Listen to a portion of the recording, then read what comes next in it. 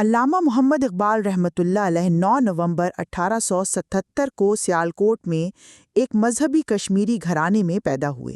ان کے والد شیخ نور محمد ایک درویش صفت انسان تھے، جبکہ والدہ امام بی بی ایک نہایت نیک اور باعمل خاتون تھیں۔ ابتدائی تعلیم سیالکوٹ میں حاصل کی، جہاں وہ مولوی میر حسن جیسے عظیم استاد کے زیر تربیت رہے۔ بعد ازاں لاہور کے مشہور گورنمنٹ کالج سے فلسفہ میں BA اور MA کی ڈگری حاصل کی۔ یہاں ان کا تعلق سر تھامس آرنلڈ سے قائم ہوا، جنہوں نے اقبال کی فکری تربیت میں اہم کردار ادا کیا۔ 1905 میں علامہ اقبال رحمۃ اللہ علیہ اعلیٰ تعلیم کے لیے یورپ روانہ ہوئے۔ کیمبرج یونیورسٹی سے فلسفہ میں BA، میونخ یونیورسٹی جرمنی سے ڈاکٹریٹ کی ڈگری اور لندن سے بار ایٹ لا مکمل کیا۔ یورپ میں قیام کے دوران انہوں نے مغربی معاشرے کی سائنسی ترقی، مادی خوشحالی اور جمہوری نظام کا قریب سے مشاہدہ کیا، مگر وہ مغرب کے روحانی افلاس اور اخلاقی زوال سے شدید متاثر ہوئے۔ اسی وجہ سے ان کی فکر میں مغرب کی تقلید سے انکار اور اسلامی نشریات ثانیہ کی جستجو ابھرتی ہے۔ اقبال کی شاعری عام شاعر کی شاعری نہیں، بلکہ ایک فکر، تحریک اور پیغام ہے۔ ان کی فارسی اور اردو شاعری امت مسلمہ کو خواب غفلت سے بیدار کرنے کی ایک کوشش ہے۔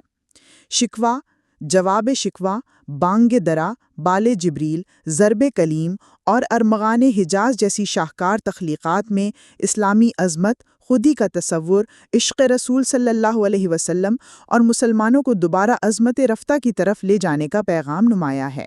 اقبال نے مسلمانوں کو ان کی اصل پہچان یعنی خودی سے آشنا کرانے کی کوشش کی۔ ان کے نزدیک خودی ایک ایسا روحانی جوہر ہے جو انسان کو مقام بلند عطا کرتا ہے۔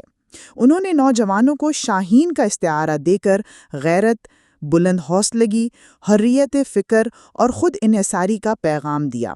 ان کے کلام میں کہیں مولانا روم کے عرفانی اسرار جھلکتے ہیں تو کہیں سلطان ٹیپو شہید کی جرأت و قربانی۔ 1930 میں علامہ اقبال نے الہ آباد کے اجلاس میں پہلی بار ایک جداگانہ مسلم ریاست کا تصور پیش کیا، جو بعد ازاں قیام پاکستان کی بنیاد بنا۔